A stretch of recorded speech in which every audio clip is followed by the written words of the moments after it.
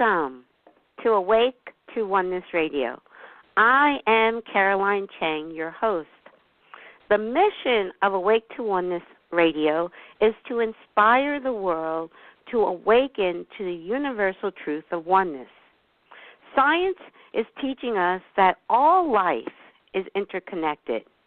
We are all one. And spirituality and ancient wisdom has been teaching us this for eons.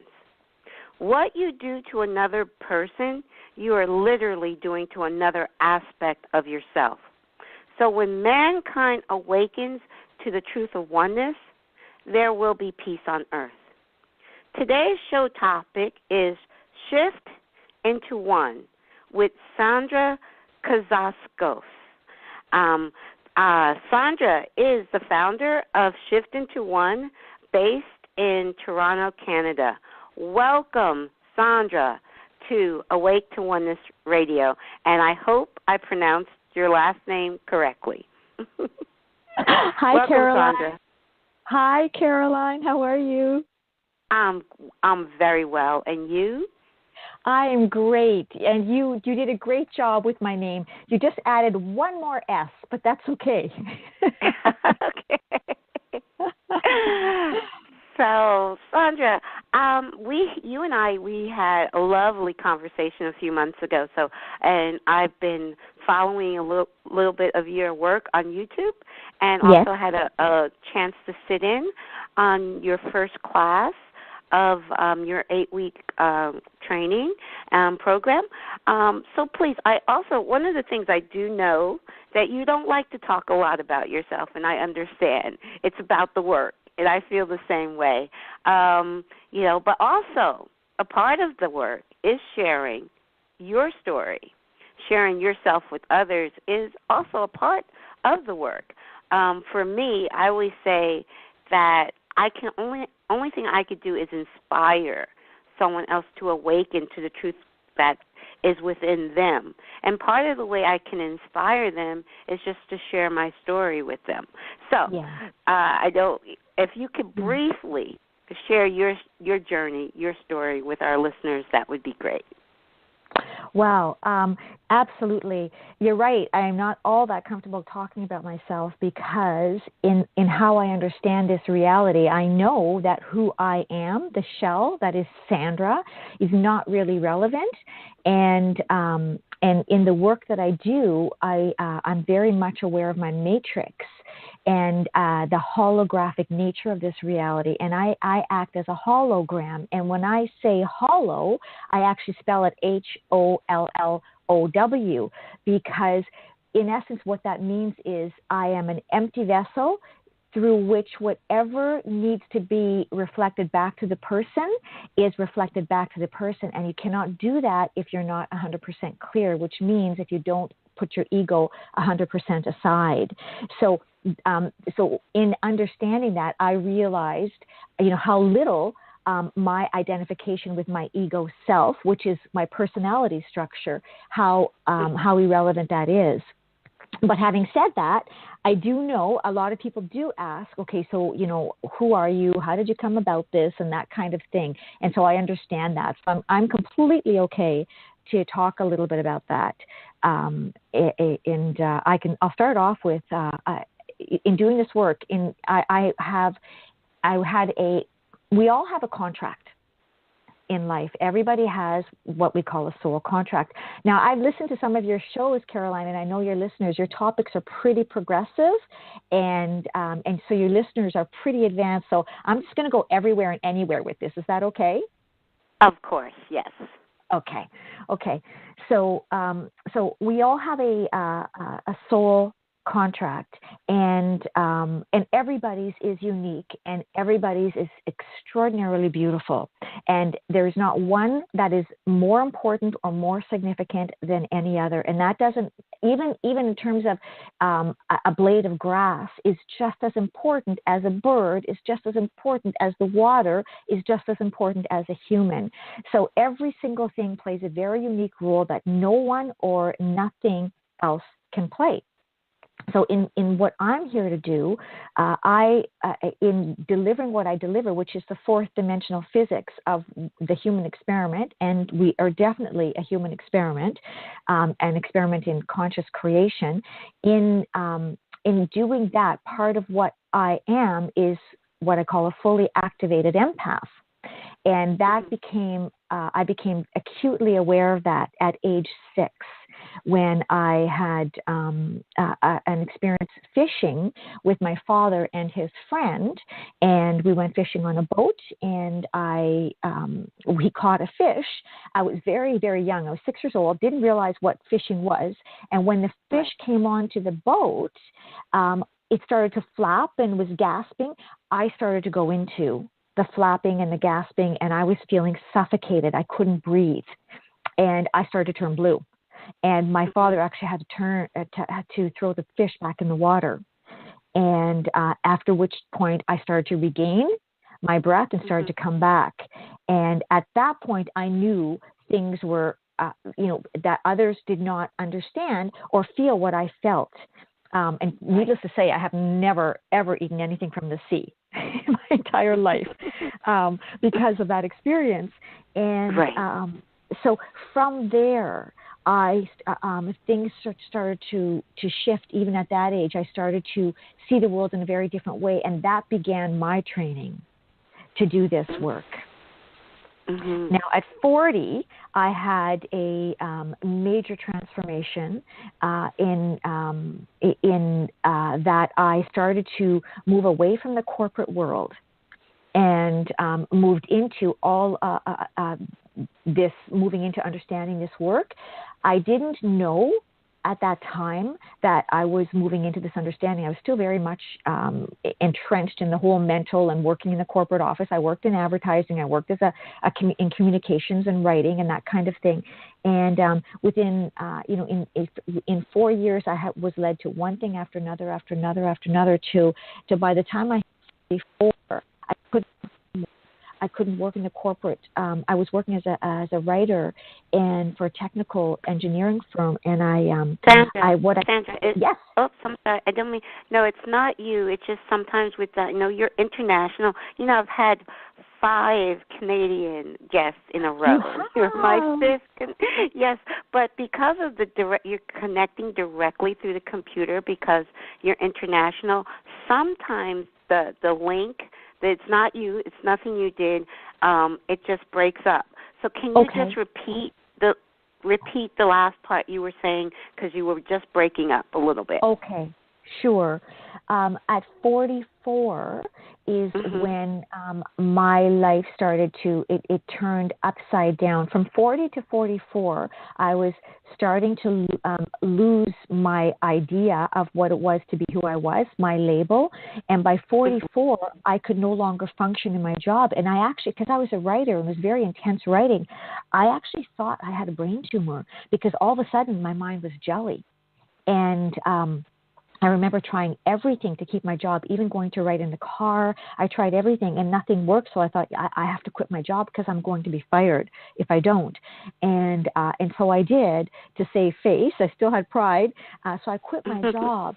And after that, my life fell apart. I ended up splitting with my ex at that time. I ended up having to sell my house.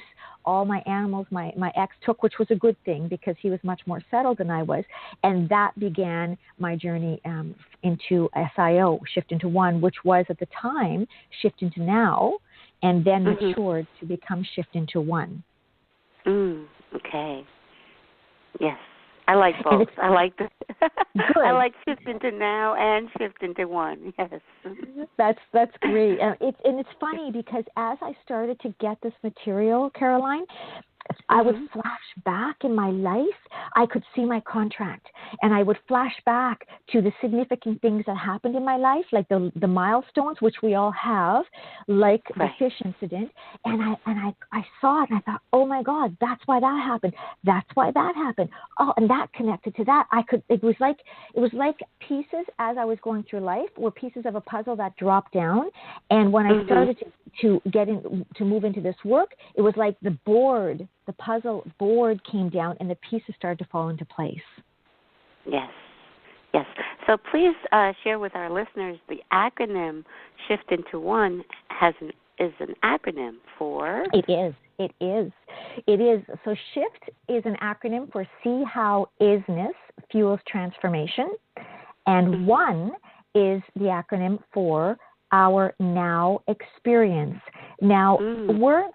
This work is more vibrational than it is anything else. So let me explain what that's about. Although I'm sure you know, everything is vibrational. We know everything is energy. Everything is vibration. Everything is frequency.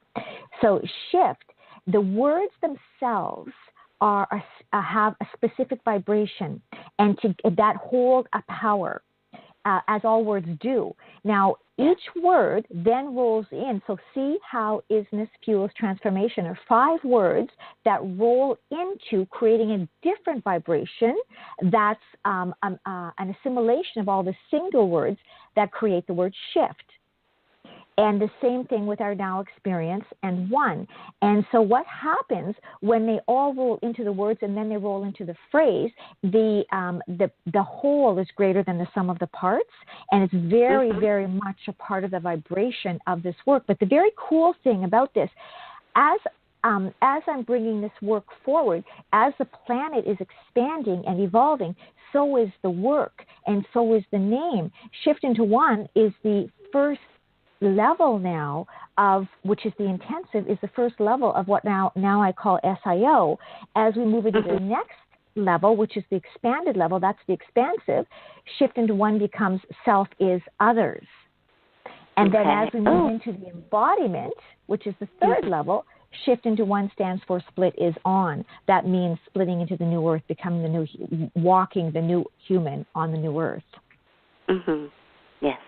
Yes. So it is changing as we go along. So what was, many times what was true a year ago is no longer true today because we've evolved. Yes. So true. So true. Yeah. So that's why it's really vibrational. It's living and it's breathing. Yes. And it's interesting. I was actually invited this past week to be a guest on a local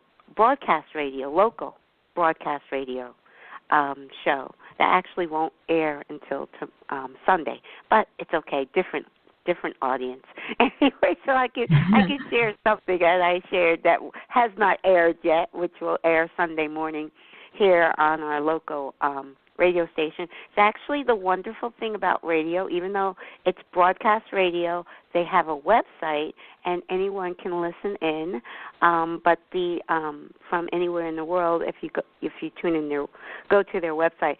But the host, when she was explaining to her oneness, is basically when I understood oneness at a heartfelt level, I understood unconditional love, unconditional forgiveness, unconditional acceptance of others.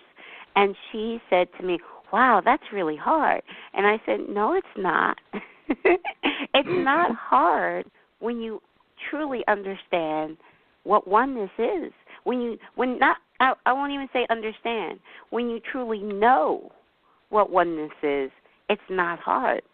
So, I agree. Like you said, everything is energy, and all of that energy is connected, is interconnected. I love that science has already proven that all life is interconnected. I mean, I didn't need science to prove it to me, but it actually was science that truly awoke in me to the truth of oneness. Yeah, wow. It was it was a science documentary, What the Bleep. Oh, yes. Are you familiar? Was that a turning point for you? Yes, I'm familiar with that. That was my awakening to oneness. Honestly, It was. I can tell you the exact sentence that woke me up was Lynn McTaggart, who has been a guest on my show. She said the biggest problem in the world today is the illusion of separateness. Yes. That one sentence, I got it. I'm like, okay. All is God. We're all connected to God. There's no separation. All is one. But don't you find, Caroline, that when you understand it, like when you know it, and that's what the difference is, because intellectually we can say, okay, yeah, we're all connected. That's easy enough to understand intellectually, but to really know it, and I say know with a capital K because it's the higher expression of you. It's vibrational. It's in your cells. It's like, oh my God. And it's just like a shock and awe, and that's what that sounds like to me it was for you when you heard that. Yes, it was. Yes, it was. Yes, because like I said, to know it on a heart, I say when I knew it from the core of my being, I knew that it was true, that we are all one. And there is no separation, and all of this is just an illusion of our own creation. When I know that, like you said, at the core, not believe it, I know it. It's from my core. It makes all the difference in the world. And yes, that was back in 2007 for me when I had my awakening, and it changed my whole life because it changed my whole perspective. Because that's not how we're programmed, quote unquote, programmed to believe. The things with television and school and the parents. Our parents are doing the best, but they just kind of raise us how they were raised, and so that was a big turning point in my life. Yes. And that's, I think, where we are right now, where there is a growing number of people who are ready now to what I call, and this is the reason why this work SIO is on the planet, is we are at the implemental stage of bringing in the new human. So that means the actual vibrational understanding. So it's not just about the reading of the books anymore. It's not just about watching videos. It's not even just about, listening to radio shows. It's about walking the walk, not just talking the talk. And that's what I think happened with you when you watched What the Bleep. It's just, it just all of a sudden became so real, and you automatically apply it to your life. Yes. It does. And the other thing it does, it changes you from the inside out, and you start to live it day by day. And then when you start to live it day by day, then you want to share it. So that's kind of why Spirit woke me up in the middle of the night in January 2015 and said, do this radio show, I was just like, okay. Did you know the name, Caroline? No, not right away. The name came to me, and I know that came to me through my higher self, awake to oneness. It's just, okay. And as soon as the name came to me, I'm like, that's the name. Wow. Because I wanted the name of the show to reflect what the show was about. Well, it is a great name, because it does really speak to, this is what this understanding this world is all about, is really about understanding our oneness and our interconnectedness. And you mentioned, thank you for mentioning higher self, because higher self is key to this work and to the next step in our evolution. As we are moving up in vibration, raising our consciousness, we are actually merging with our higher self. And now a lot of people have heard of something called a higher self, but a lot of people do not have a true understanding as to what that is. And the higher self is an actual physical being, a physical version of our lower self. What we are here in this fourth and third dimension, the you and I that are talking, is really our lower self. And our higher self is who we must merge, roll back into as we transcend this reality. And that's what this work is all about. It's about merging into higher self. And when you have done that, you've moved beyond 4D, the fourth dimension, into fifth dimension, which is where unity consciousness and all that we are exists. So Jesus, for instance, and all these ascended masters were their fifth dimensional consciousness here in fourth dimension. And that's who we're doing. We're all becoming Jesus. Yes. And that's what... go ahead. And he was here to tell us that we are all, like, he was here to demonstrate who we truly are. And exactly. so, yes, so mankind at the time didn't understand that he was trying to say, he said, I and my Father are one. But he was saying, you and your Father are one as well. So he wasn't just saying him. He was saying we're all one with the Father. But yes. In mistranslation, people at the time, and still do in this day and age, 2,000 years later, think he was just talking about himself. But yes. he was talking about all of us. Well, yes. And that's why when he said, I am the way, he didn't mean Jesus is the way. He meant I am, the I amness, which is your isness, to be. You are, yes. I am, right? And that's the isness in the SHIfT. You see how isness fuels transformation. That's the isness. But that's where another place in which people got confused when he said I am the way. He meant the state of being in your I am. Exactly. Not that he was the way, right? Yes, I understand exactly what you're saying. His alignment with his higher self was the way to be. Yes. And that's a state of being, not a state of, identifying yourself. So, but I think more and more people are moving into that understanding. Well, I mean, there's no question we are, because we're constantly evolving. So, and that's the reason why this work is also on the planet, because the only reason it's on the planet is because there is a collective that's ready for this work, and that's why I always say that really who I am is irrelevant, because the only reason I'm here is to reflect that work back to each and every person who steps into it, who finds it. Right. And I love the fact that you said state of being, because I think is so important. The most important is our state of being. Our alignment with our higher self is most important, because no matter what we're doing, if we're not doing it in alignment with our higher self, the doing, won't reflect our highest good. We came here, like you said, with a soul plan. We had a soul purpose. We have a soul plan. And when we're moving in alignment with our higher self, we're doing the things that we came here to do. And that's when you feel the most joyous, and you feel excitement, and you're like the Energizer Bunny, and you just radiate. And that comes from being in alignment with your highest self. And so the being comes first. So you wanna have that connection to higher self. And then from that state of being, then you do. And that's the difference between a human being and a human doing. So the human doing does things to feel. The human being feels things, then does.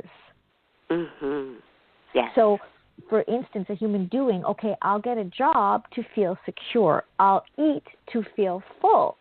And these are all mind things. When you move into your alignment, like you said, with higher self, you feel so connected. You are given things to do, and it's a very different vibration. There's a very different energy around it, because it feeds your soul, so you become more rejuvenated, more energized, not less. And you are more raring to go, right? So you're right. It's a very, very different thing. And there, in the work, in the intensive, there are 7 tenets, and tenet number 3 is the most important relationship you will ever have is that which you have with your higher self. Co-creation in this reality is a vertical relationship. It's not horizontal. We're not co-creating with everybody around us. We're co-creating through higher self, who brings us all of these aspects to co-create. So you're so right. That is the most important relationship. That's who you came in with, and that's who you're leaving with. That's it. And very true. So when we start to understand that and accept that and allow that understanding, oh my God, life just changes. Well, I'm so glad you brought up your work, and as far as the course that you, like I said, I had the honor to sit in on the first of the 8-week program. Yes. So can you share that? Summarize that and with our listeners to give them an understanding of the work that you're doing. Sure. So the intensive is an 8-week program that basically is all about the fourth dimensional physics of the human experiment. So when we're talking about fourth dimensional, we're talking about our emotional and mental bodies. So basically the mission statement of Shift into One is to transcend fear through deprogramming our belief system so we become responsible for our thoughts, words, feelings, and actions. Mm-hmm. So what we do is we actually deprogram, we decode so that we can get back to our original code. When we come in, when we are born, we are pure positive potential. We are our pure original code. And as we enter into the world, through living day to day, we attract or develop beliefs. And all of these beliefs recode us to make us think, or because of the illusion, through the illusion of separation, and it makes us think we are something we are not. Now, that's a great thing when you're entering into the human experiment. This is what we want to do. We want to experiment in this world of duality. But now we are moving into the end of the human experiment. And so now we are awakening to understanding this reality so that we can undo what we've done. And in decoding, we get back to our original code. Right. Yes. And that's I love how. Go ahead. No, I was just going to say, share. I love how you said decoding, because also I was invited a year and a half ago to Agape International to their Revelation celebration, annual Revelation celebration, and the theme was unlearn. So it means the same thing. Yes, unlearn. Yes. You're saying decode, and they said unlearn all of that programming. Yes. Yeah. Yes. Well, that's interesting you mentioned that, because people often say, okay, wait a second. I just want to get to be higher self because it sounds so great. So I don't really want to do the intensive work. I don't want to have to do the clearing. I just want to get to higher self. So what can I do to get to higher self? And I say, the intensive. There is nothing, Caroline, there is nothing we have to do to become higher self. We already are higher self. Exactly. All we have to do is undo what is stopping us from being who we naturally are. So as soon as when we do this, it's mostly emotional release work, and that's how you get to the core of the belief system. When you do that and you clear all beliefs, you automatically are it. There's nothing you have to do. There's everything you have to undo. Yes. Yes, so true. And so we go through the work in the 8 weeks. We go through the work and we deconstruct it to the most minute level, because the vibration of this work is the round table of beings that constructed the human experiment. So this is the origin of the human experiment from the place that the human experiment was created. So this is basically like us. So when we're in class, it's like us are in class, and it's like we're talking about, okay, what are we going to do now? Well, let's create an experiment. Okay, what are we going to call them? Oh, let's call them humans. Okay, well, what are they going to look like? And how is the experiment going to work? And that's exactly what we do in the 8-week program. So in order to clear, we have to understand the engineering so that we can then change it. Right. And that's what we do. So thank you for sharing and being a part of the first class. The first class is a class that I usually open up to anybody to give them the opportunity to see if they feel it resonates with them. And if they do, then they move forward. So the first class, we talk about the 7 tenets. We talk about the 6 stages leading up the evolutional ladder all the way back up to source in terms of the construct of this reality. So this work is so the intensive is understanding the human experiment from inside the human experiment. Okay. But the understanding comes from beyond. Very true. Yeah. And it's all internal work. I like how I've heard you say, and I say this a lot too, that the external, like books and even speakers and shows like this one, all we can actually do is point the person back to themselves. Point the person to truth lies within. And so I was saying, like, even different terminologies. Like, I went to an event, and the theme of the event was unlearn, and you're using the word decode. And I'm sorry, I said that. Did I say that correctly? Decode, right? Decode. That's the word. Decode, right? Okay. Yes. So you're using. I went to an event, and the term was unlearn, and your word is decode, which is kind of the same. It's saying the same thing, but different wording. So I always say to people, don't get hung up on like words or terminology, because a lot of times I'll listen to people talk and they're saying the exact same thing, but they think they're saying something different, and they get into an argument. I'm like, are you kidding me? You guys are saying the same thing, but using different. So do you feel like a referee sometimes? Excuse me, I'm sorry. Do you feel like a referee sometimes? Oh, well, in a way. I just find I find it funny. I'll listen, and I'm like, you guys are cracking me up, because you're saying the same thing using different wording, and then you're going to argue about it. So to me, I find it amusing. And then they, when I find it amusing, they end up laughing, and so that just the laughter raises everybody's vibration, and you can, like you said, you can let go of that ego, because that I used to call it I have to be right-itis. We suffer from I have to be right-itis, So and that's all a part of what the ego. They're identifying with the body. They're identifying with,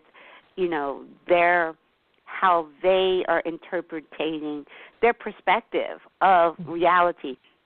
And there are 7.5 billion people on the planet, so that there's 7.5 billion different perspectives on the planet as far as talking about humans, because we have the animal and we have plant, and all of it is alive.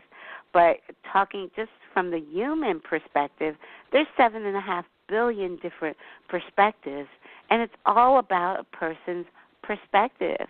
And I honor everyone's perspective. So I find it amusing when people feel like I have to be right. Yes.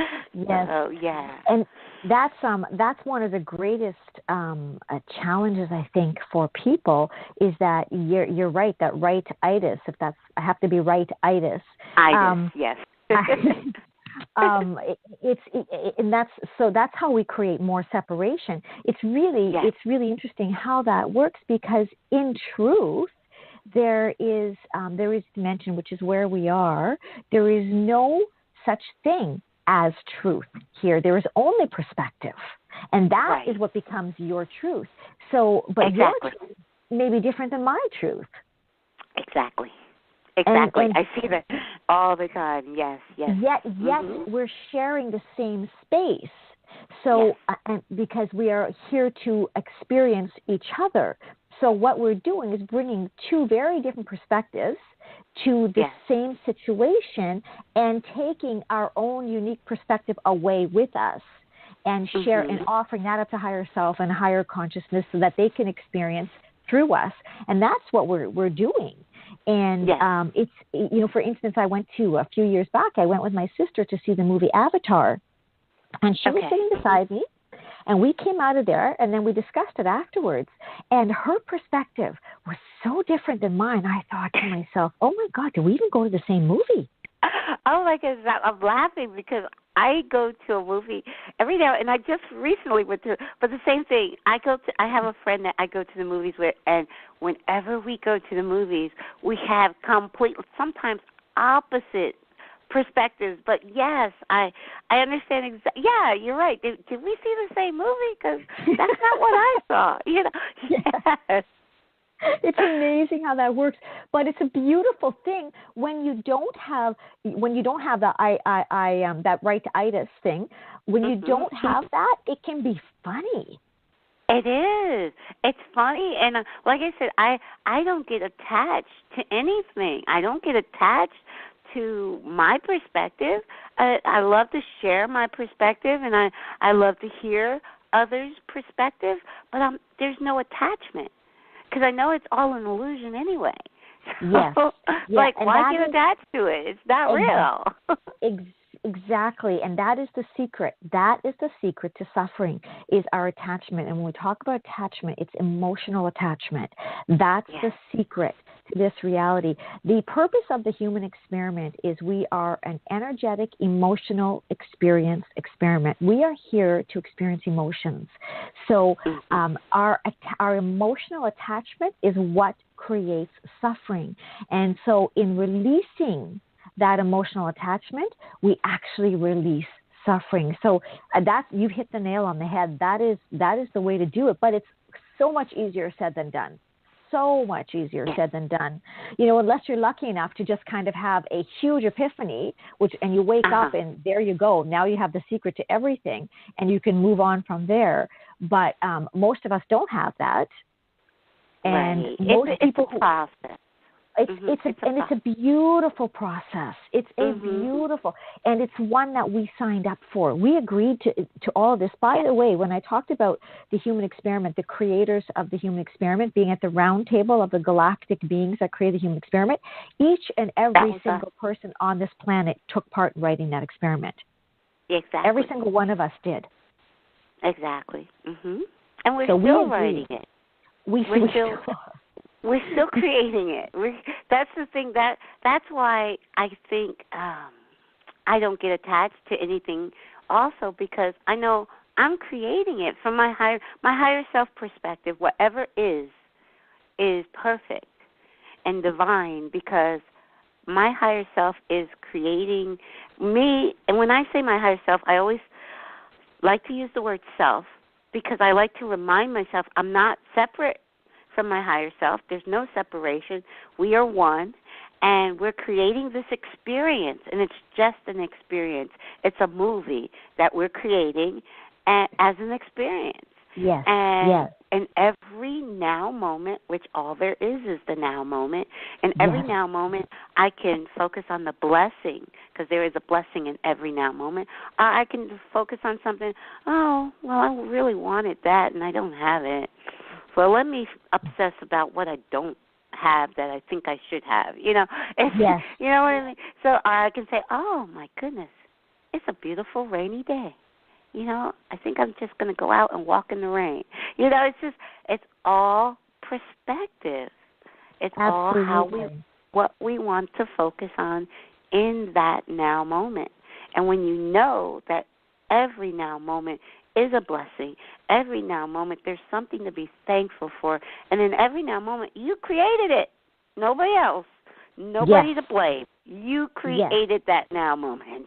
Take full ownership.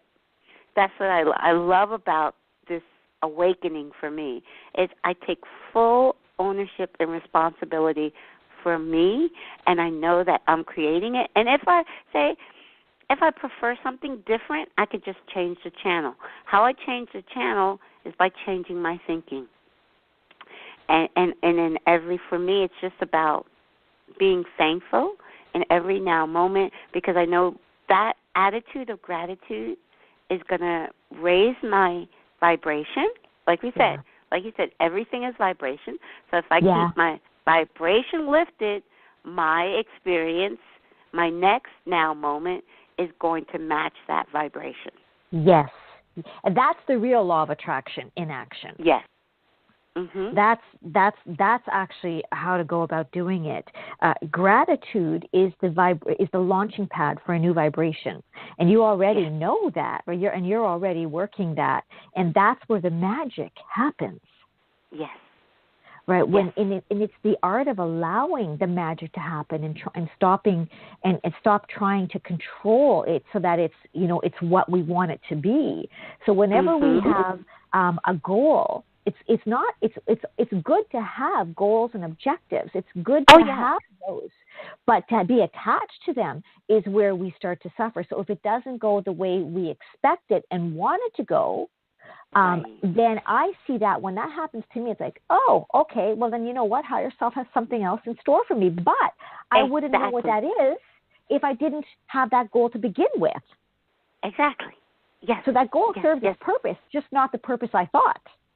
Exactly. Exactly what you're saying. It's, having goals, having dreams are beautiful, but how they come about, that's where we have to let go of our attachments.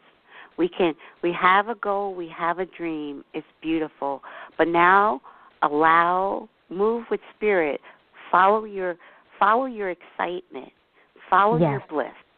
And it will lead you. How it's going to come about, I have no idea. I have so many dreams and visions, and how they come about, I have no clue.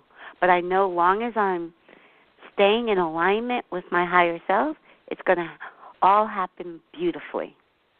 And every moment is a beautiful, beautiful synchronicity. It's just, that's why I say I'm like an energized bunny, because things are happening. I'm like, wow, I didn't plan that, but that was beautiful. That was great.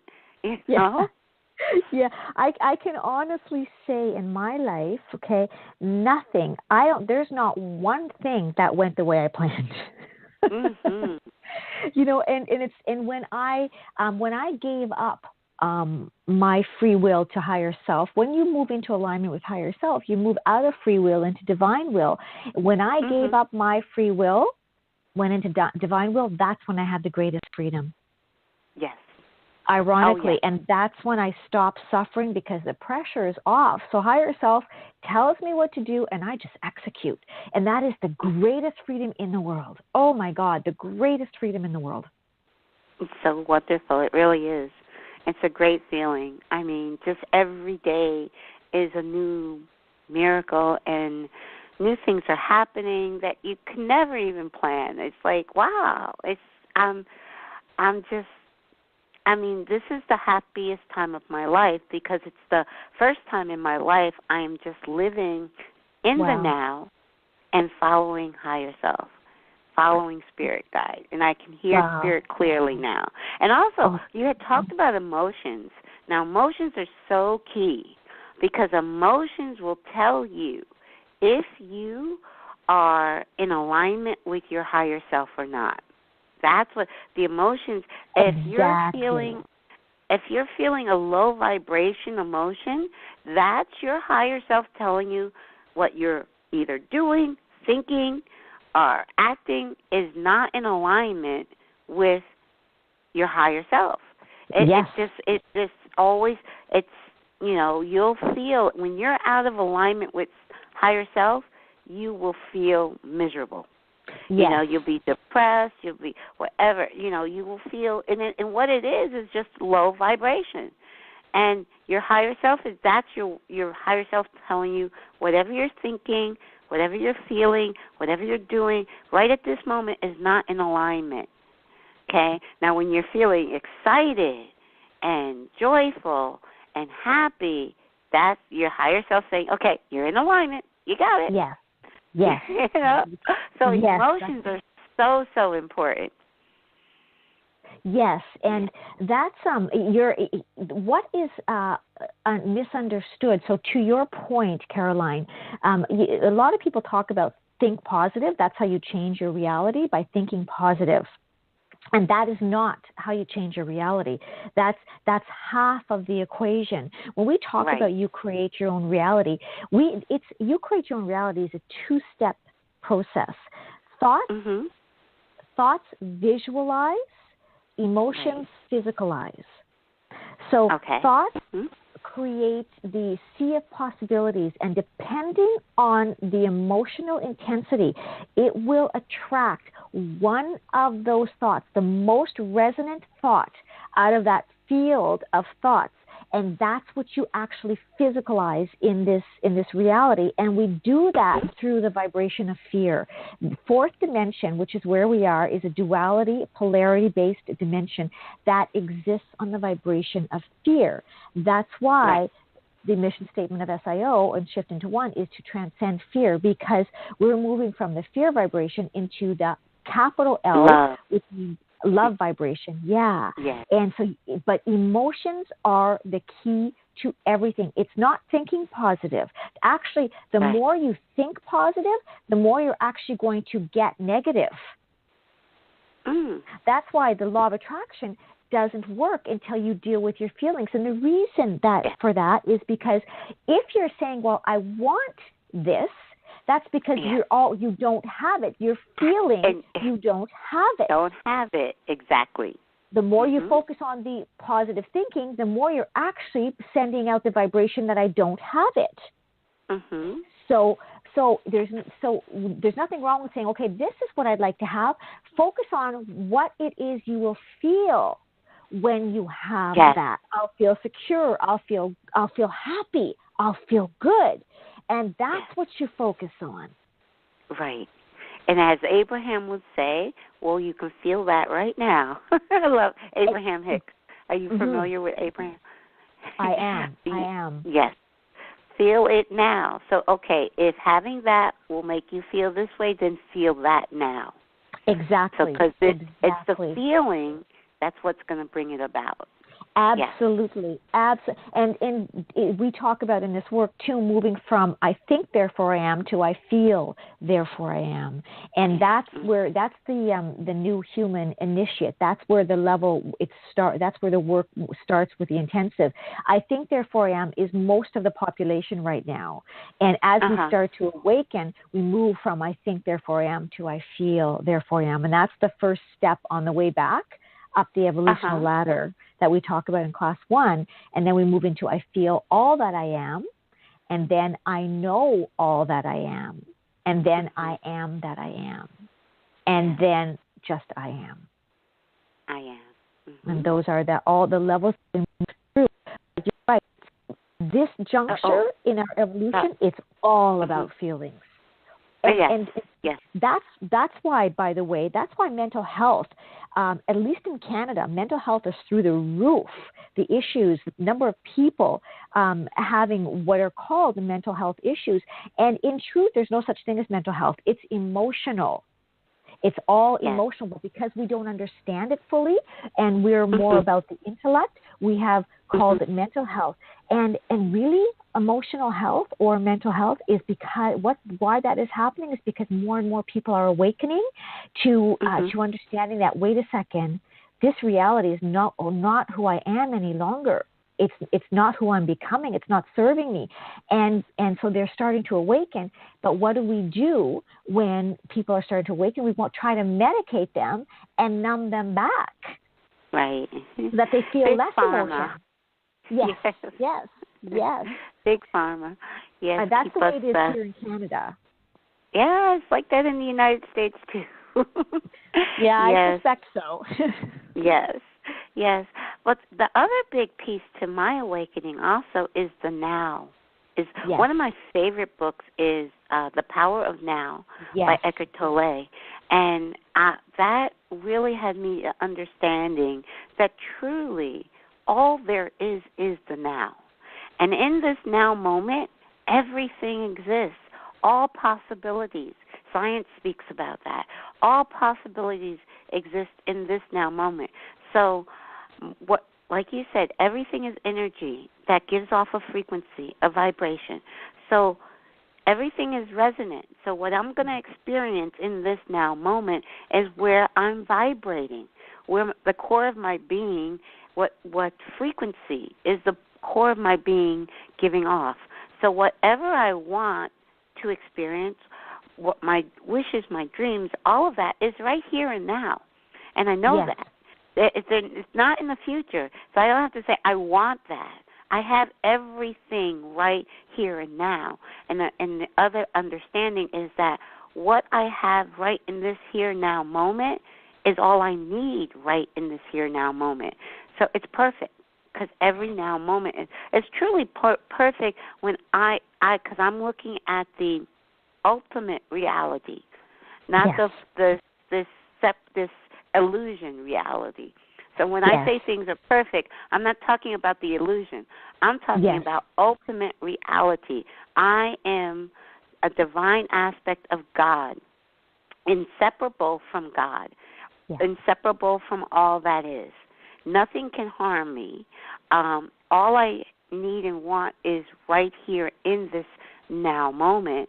I'm creating this illusion, this dream, this play, this experience, just as an experience. But the truth, so for me, I keep at the forefront of my mind what's true.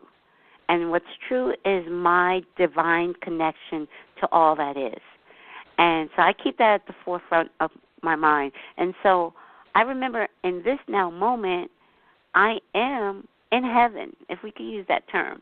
I am just creating a dream. I'm sleeping, and I can create a nightmare. That's my choice. Mm-hmm. I can create a beautiful dream, and I choose to create a beautiful dream. So Well, once you become conscious of that, why wouldn't you? Who would choose anything else? Right. Right. Mm-hmm. So, and that's why we focus on what we call being in your isness. Isness is the state that you're a state of being when you're in your now. So isness, I-S, again, the whole vibration, words of vibration. To be at is to be in surrender to the moment of now. And that is the state of being when you are in your now moment. You are, in that state, there is no time. Yes. Time does not exist in that state of isness. So in the work we talk about the now, but we focus more on this on our isness, because that's that takes us out of the framework of time, because now refers to a time, and instead takes us to our state of being, what it is to be our state of being when we're in no time, and that is our isness. That's the I am, you are, he is. Mm-hmm. That's the I am state. I like that. Yeah. So I like the isness. Mm-hmm. Yeah. So we're in the business of isness. That's what some people say. Yes. Yes. So it's great. I mean, talking about the now and being fully present is very, very well known now. And so deconstructing that even further, what does it mean to be in our now? What does it mean to be present? Well, you're in your state of isness, and in that state of isness, to be present really means to be detached. Mm-hmm. That's what presence means. So, because a lot of people have said to me, okay, what do you mean get present? Well, okay, I'm standing here. I'm present. I'm here. I'm present. What does that mean? Yeah. And I get it, because I didn't get it at first either. I didn't know what that, in fact, when I first, when I was in my 20s, I actually studied in New York City. I studied at the American Academy of Dramatic Arts. I was studying theater and acting. And oh my God, my teacher, what she kept saying to me was, Sandra, you think too much. You're not in your now. I had no idea what that meant. I was like, what the heck is she talking about? And it took me 20 years, but I finally got it. And I was a terrible actor, by the way. Not a good actor. That's beautiful that someone would say that back then. You're not in your now. That's great. Yeah. Well, that's one of those things that dropped when I started. Remember at the beginning of the show, I mentioned about the pieces of the puzzle, and then I went back to those moments. That's one of those moments. I flashed back 20 years, and I was like, oh, my God, I get what she means now. Yes. And it was an aha moment for me. So, but it took me 20 years to figure it out. That's okay. No, time isn't real. Time is an illusion, so it doesn't matter. Yeah, you got it. Yeah. Exactly. That's all that's important. I got it. Yes. Yes. It's a beautiful thing. It's a process. So and you know what? That's the other thing. It is. It's just to embrace the process and not be in a rush to get there. It is what it is, exactly. and we'll get there when we get there. Exactly. That's so true. That was one of the things I said too on the show that I was at the radio when I was at the radio station. I said, because she said, well, what's the most important message you want to leave, to give everyone and to leave everyone with? And it's just love yourself right here and now. You're perfect. You are perfect right here and now, and love yourself right here and now. So that was beautiful. I think that was the most important thing for people to understand. Yes. Yeah.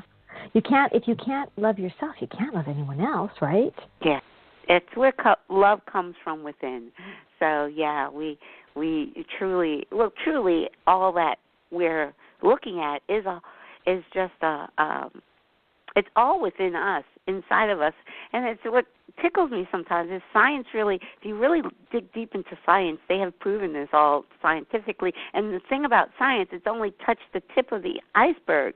But everything is happening within us. It's not happening outside of us. It appears we are the projector, and the outer world is just a holographic illusion. Yes. So we're making this, so if love doesn't come from our projector that we're projecting out onto this canvas, and this is our reality our virtual reality. Yeah, we understand that. So a lot of people into computers and computer games. So we are, like you said, Avatar. We're constructing this. We're projecting onto this canvas. So there's nothing really out there. It's all inside. It's all coming from within. And so if we don't project love, how are we going to see love on our canvas? We won't see love on our canvas. Our illusion, which is just a mirror reflection of us. So if we want to see love in the illusion, the mirror reflection of us, we have to project love. And we have to love ourselves. Yes. Yes. Yeah. So love begins with loving us.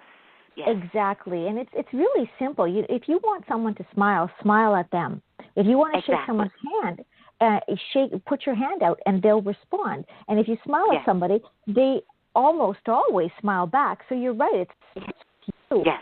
And so you take ownership of that. To your point earlier, you take ownership of that and everything changes. Yes, exactly. So true. And I love, one of the things I love about this show is meeting people like you. I love that we met through Nikki, and I love that we're definitely going to get together more and do more of this. And I want to get together a panel.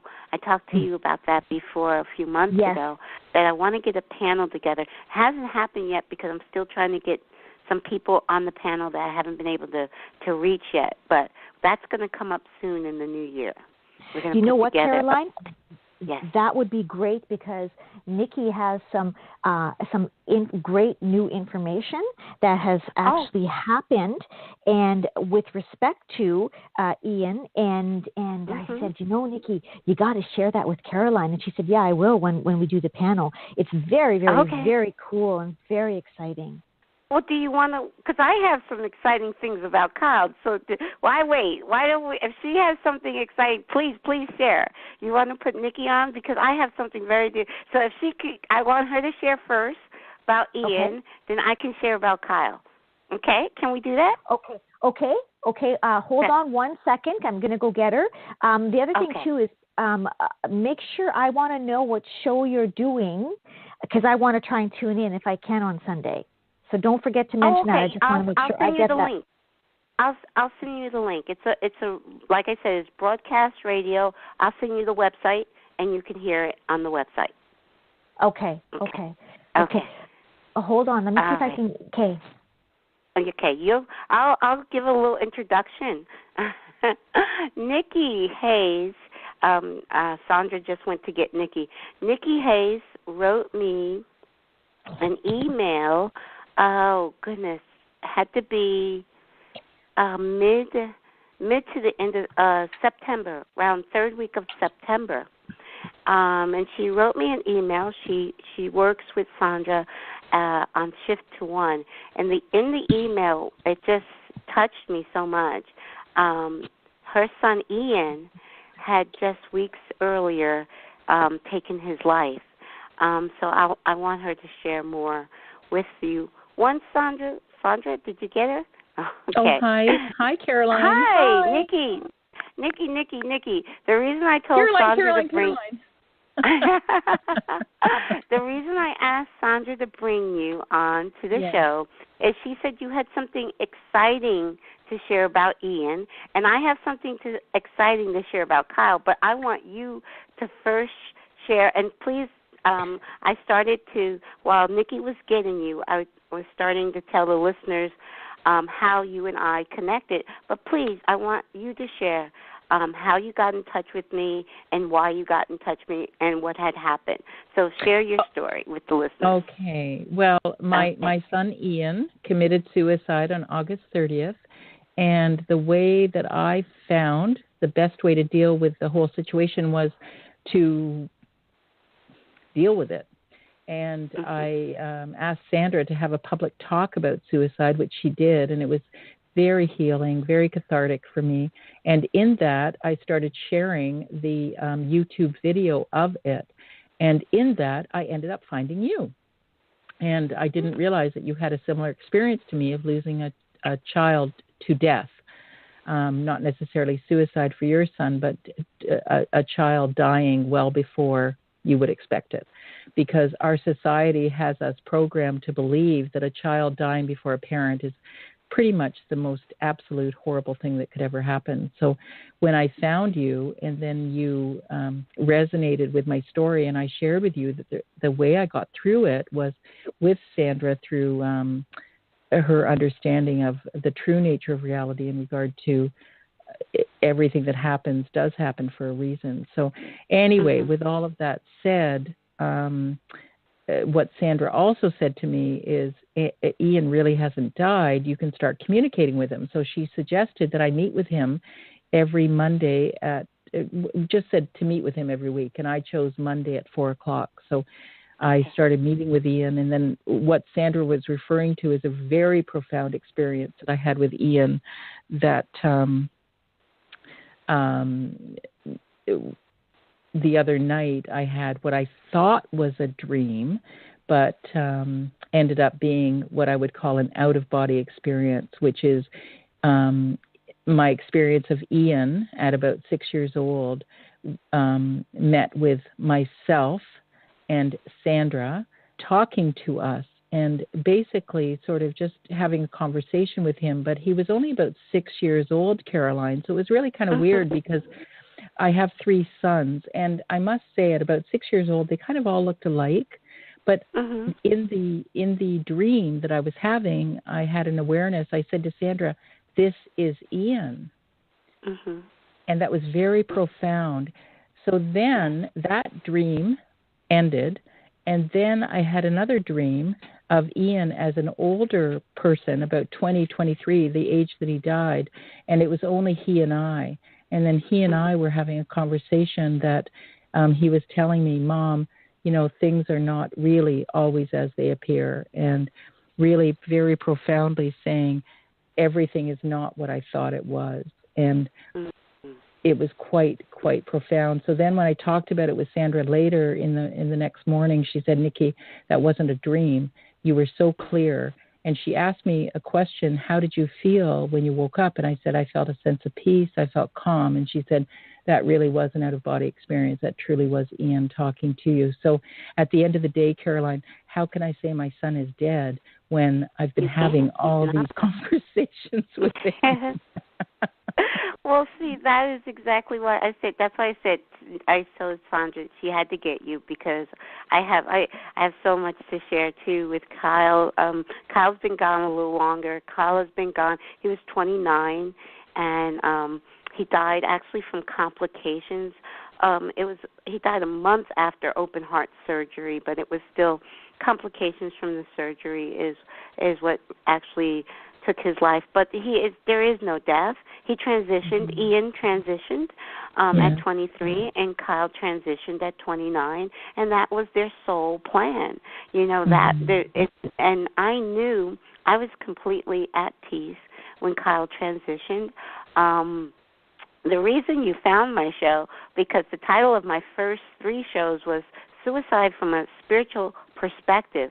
And the reason I was doing that particular show is Kyle didn't commit suicide when doctors had told me about 2.5 years to 3 years before he actually transitioned.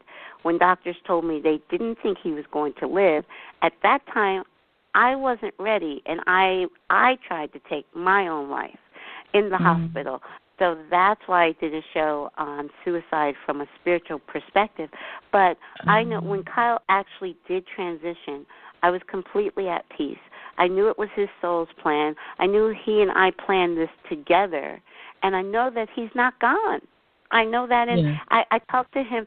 I talk to him all the time, but I have to tell you this amazing, amazing, amazing news. That's why I said, get Nikki, get Nikki, get Nikki.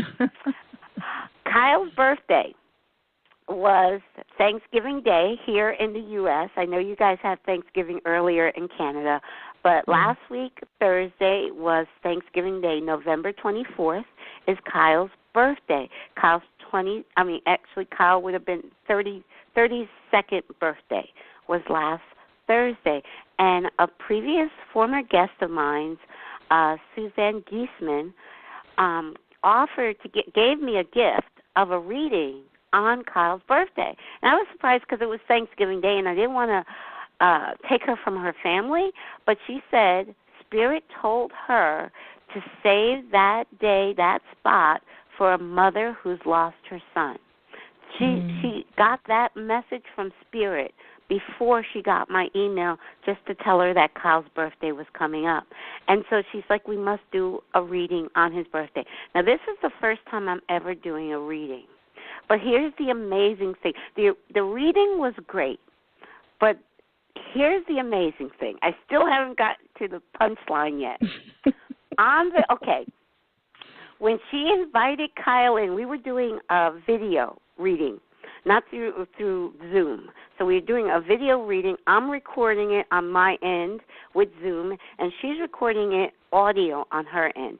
Now, when she invited Kyle in, she heard this swooshing sound that I did not hear, because the swooshing sound was coming from her computer. And she kept saying, don't you hear that? I said, no. And so she said, well, you'll hear it on the audio recording. And the amazing thing is, so she sends me, we had a great session. It's Thanksgiving Day. I go out to my girlfriends for Thanksgiving. I stayed the night, blah, blah, blah. And then 2 days later, I actually listened, not to my videotape, but to her audio recording. I had to email her right away. I said, because I know she didn't listen to it. You can physically hear Kyle on the audio recording. Not only Kyle, but you can hear my dog Coco, who crossed over, who transitioned in 2007. Kyle was holding Coco. And I'm going to send you the audio tape. I've sent it to many people because I was like, you got to hear this. You can hear Kyle's voice in the audio tape, and you can hear my dog Coco, who transitioned in 2007, on the audio tape. It's on audio. So that's a fucking Thanksgiving gift. That was an amazing gift. That was an amazing gift. Now, the thing is, this has never happened. Suzanne has done hundreds of readings. This has never happened before. And so she was so excited. Caroline, if it's the woman I'm thinking of, she's called an evidential medium? Yes, exactly. She's an evidential medium, and she was in the military. I can't recall her position at the time, and she's retired, but she was high up in the military, because there's a picture of her with which president? One of those presidents. But I think it's the younger Bush, George W. Yes, so she served under George W., and there's a picture of her. Yeah, it's important to say she looks to evidence, like she. Yes, Yes. It's quite unique that way. Yes. But the amazing thing was actually hearing, because I had to point her. I emailed her. I said, listen. I told her exactly where to listen, where you can hear Kyle's voice clearly. You can't make out what he's saying, but you can hear his voice for a split second. She said, holy S. This is a family show. So, and what she did, she knows, I don't know if you're familiar with Dr. Gary Schwartz, who I was not familiar with, but he does research in this kind of work, analyzing audio and things of that nature. And he's actually working on one of his projects. He's working on a soul phone. So 100 years from now, you could actually pick up a phone and call your loved one on the other side. God. And I believe that's going to be in existence. He's like the Graham Bell, the Alexander Graham Bell of the soul phone. Now you're in 100 years, maybe even less, 50 years from now, you're going to be able to pick up and call a phone and call your loved one on the other side. So this is what he's working on. So she sent the audio to him to analyze, and so I am so amazed. I am going to send it. You guys, you have to listen. I'm going to tell you exactly where to listen. And another friend of mine told me today it's not just in those spots that I identify. She said she can hear him in other spots too. So I said I have to listen again. It's like yeah. So Caroline, I knew. Yeah, I knew he wasn't gone, but he was trying to speak through her computer. That was what he was doing, and that is just like my son Kyle. Wow! So I want to give you back to Sandra, because I'd like Sandra to really sort of expand on how she was able to help me appreciate everything that was going on for me when Ian made the decision, if you will, to transition. Right. Because but every death is a suicide. We all make that decision. So every death is a suicide, and we talk. You know what? That's a great segue to get back to Sandra, because it's so funny in a macabre sort of way. Sandra and I immediately looked up the definition of suicide, and that's exactly what it was. When you take responsibility, if you will, you're the one that makes the decision to end your life. No one else did it. No one else put a gun to your head or whatever. So I'm going to give you back to Sandra just for you guys to sort of expand on that conversation. Would love to. Thank you. Thank you so much, Nikki. Love you.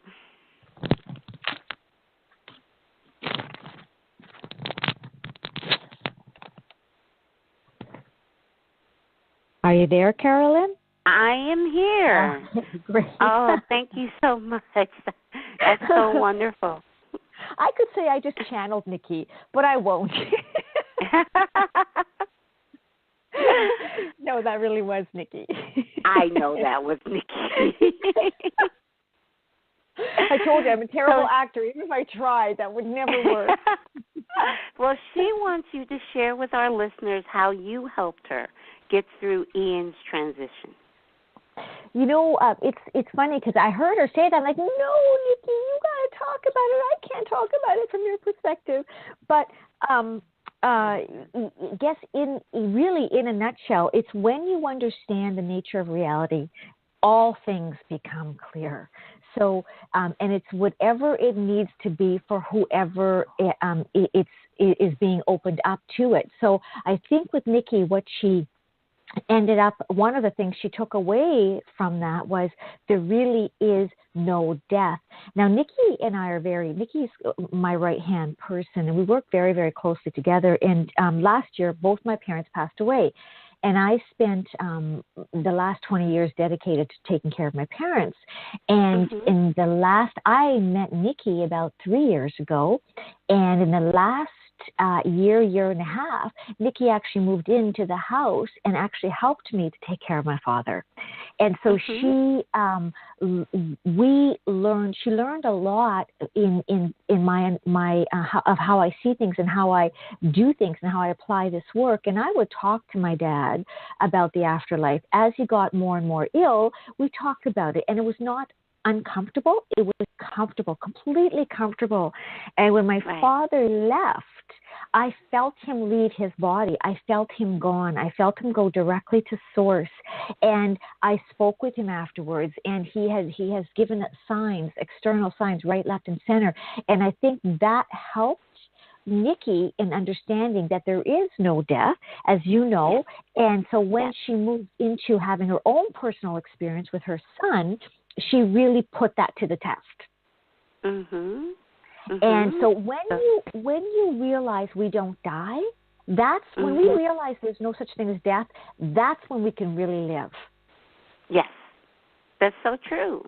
That's so true. Like, you know what, I just believe that when doctors had told me my son Kyle was going to transition in December of 2011, and I was not, I was awake to the truth of oneness. I knew all the stuff that I know now, but I like, this is something I do not want to experience, so I'm going to leave first. I tried to commit suicide. It didn't work. But the thing is, I truly believe that Kyle and I at some point, met out of body, said, okay, she's not ready, so let me just get well, because he miraculously got well. The doctors were like, it was a true miracle, and we both went home. I didn't die from taking sleeping pills, and he didn't die when the doctors said, and we both went home. But I said, when I brought him home that December of 2011, I said, I am just so thankful for this miracle. I will never forget it. I will never not be thankful for this miracle. And so when he got ill again 2.5 years later and went back into the hospital, I didn't know what was going to happen, but the day he went back into the hospital, I said, thank you, God. Thank you. I thank God, because I said, I will not thank you for that miracle that you gave me 2.5 years ago. So I want to bring him home again. I don't know what's going to happen. This time I wasn't able to bring him home again. He did transition, but I was completely at peace because I knew it was his soul's decision. I knew it was his soul's plan to leave at that time, and I knew that it was a plan that his soul, his higher self, and my higher self, it was a plan that we had made. It was an agreement we had made together. And I was completely at peace when he transitioned. So I understand exactly with your help where where Nikki is and how you got her there, because I'm there too. And I know. Yes. That's what I say to Kyle and I are closer now than we've ever been.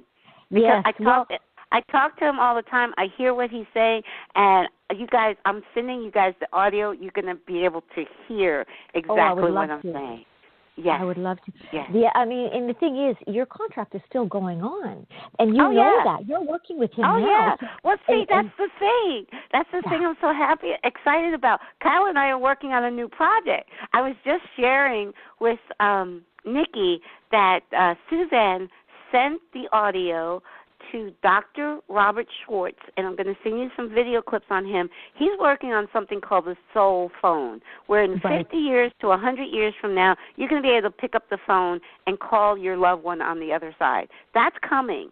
And the thing is, that's something Kyle and I have, even this little bit of, with Kyle being able to imprint on audio from the other side, and my dog, Coco.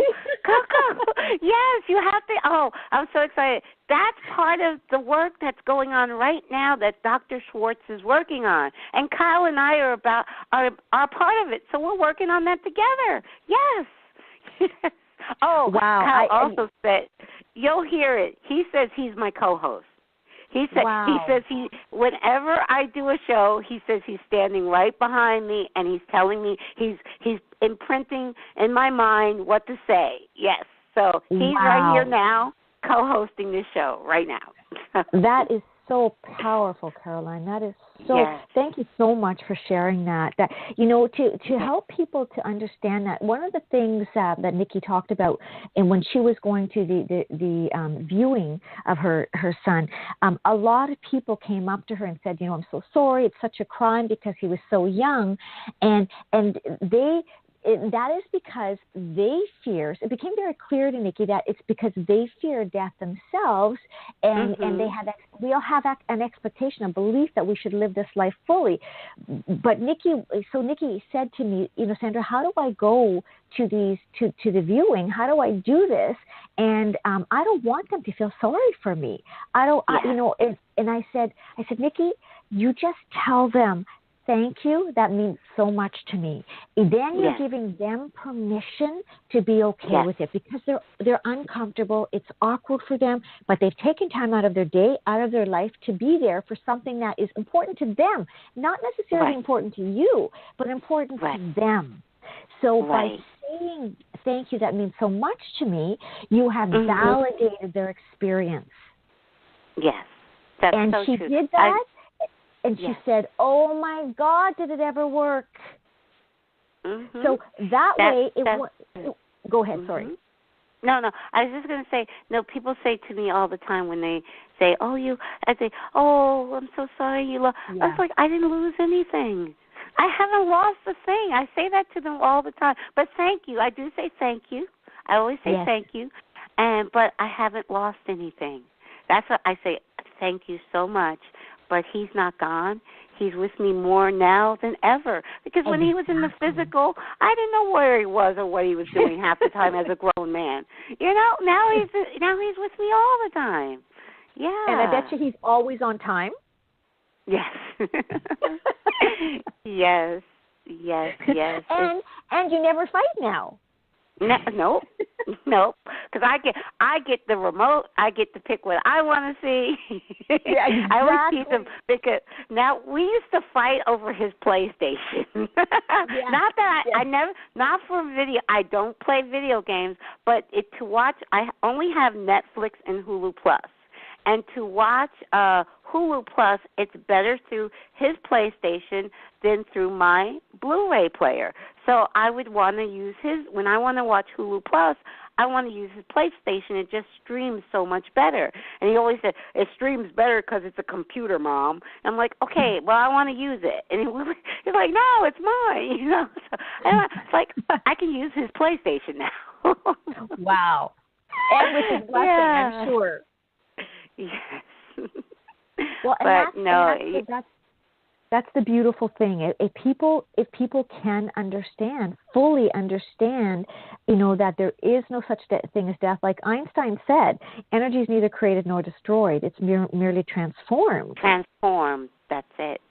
And that's all. We just change form. We just change form. And that is where we're going, with that soul phone to be able to communicate with those just like they are here. Because in truth, when you have that soul phone, it's no different than me talking to you. I can't see you. Exactly. And it's coming. And I'm telling you, this guy, Dr. Schwartz, I'm going to send you video clips. I'll send you a little bit. I watched 3 or 4 video clips of him last Sunday because, like I said, I'd never heard of him. But she has worked with, because he works with mediums. So he's worked with Susan before. And so that's how she had that connection. So so Kyle and I are still working together. We're gonna help Dr. Schwartz build this cell phone. So, and you know what?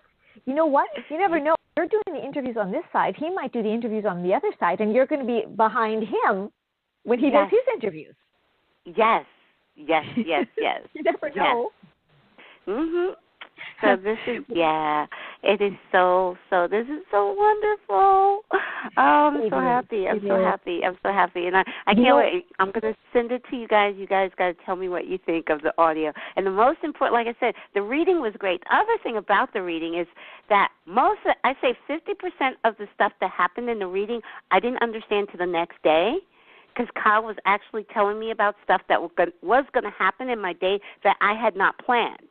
And the thing is, I didn't even when it happened, I didn't connect it till that night. I'm like, wait a second, Kyle said that was going to happen. I'm telling you, it was.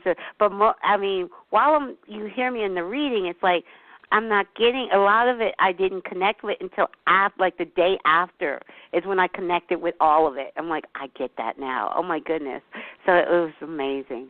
That's quite extraordinary. That's quite extraordinary. Wow, what a gift you have to share. That's my gosh, that's a lovely story, and I can just imagine what that must have felt like. Oh my God. Yes, I'm still. That's what I was saying earlier about how things are just happening. I didn't plan that reading. It was a gift from a guest on Kyle's birthday. Things like that, and Spirit told her, okay, a mother's going to be coming. She didn't know who, and then boom, she gets my email. That's all synchronicity. That's all walking. Susan's on her side following Spirit, and I'm on my side following, and so it's just perfectly aligned. So it's just that's exactly how every moment is for me now. Just perfect alignment.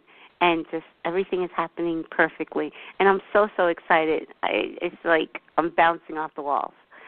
Wow. You know what? When you talk about this, Caroline, your whole energy changes. You can just feel it. It's so powerful. I can feel it through the airways, through the radio, or through the internet. And I'm sure the listeners can hear it too. Yes. Yes. It's this booming. I don't know, this booming, very, very powerful vibration. And if that's not proof that we go on, I don't know what is. Well, I tell you, hearing Kyle, when you hear that audio tape, you're like, because you're going to not only hear Coco first, actually. Well, no, I take that back. You hear Kyle, because I found there's spots of him that I missed before, and I caught one. So you hear Kyle first, and then you hear Coco, and then you hear Kyle several other times.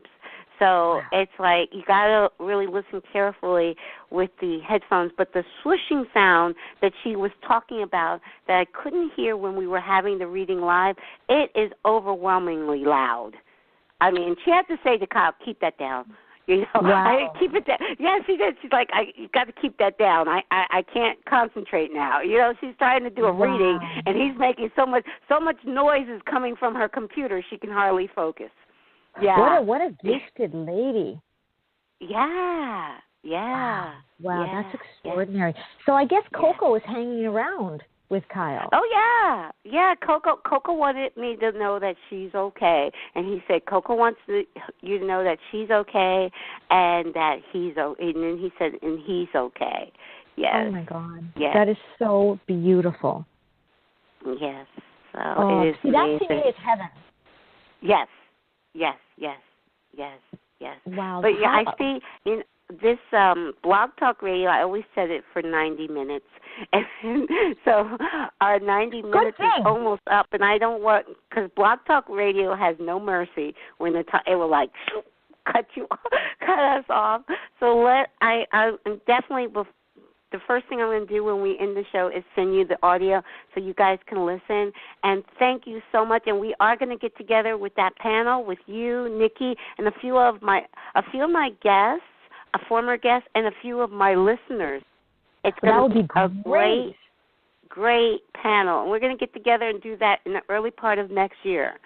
So thank you so much, Sandra. And thank you, Nikki. And thank you, Ian. Thank you, Ian and Kyle, because they're together now. They're like, yeah, they're together right now laughing at both their moms. Yeah. And Coco. Yes. And Coco. Yes, definitely. And Coco. Yes. Well, thank you so much. Caroline. Thank you to your listeners. Thank you. And you have a great weekend, okay? We'll be in touch soon. Take care, honey. All right. Okay, much love. Much love. Bye-bye. Okay, bye-bye.